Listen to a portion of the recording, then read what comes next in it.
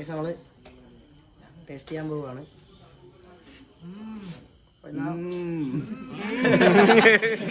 എന്നിട്ട് വെക്കാം. ഇത് പുകയൊക്കെ വരുന്നുണ്ട്. നല്ല ടേസ്റ്റ് ഉണ്ട്.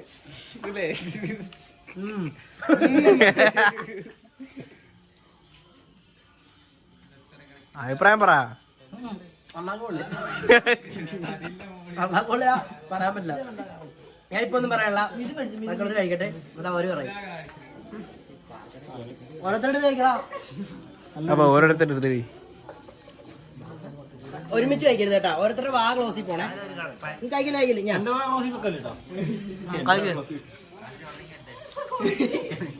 മാത്രം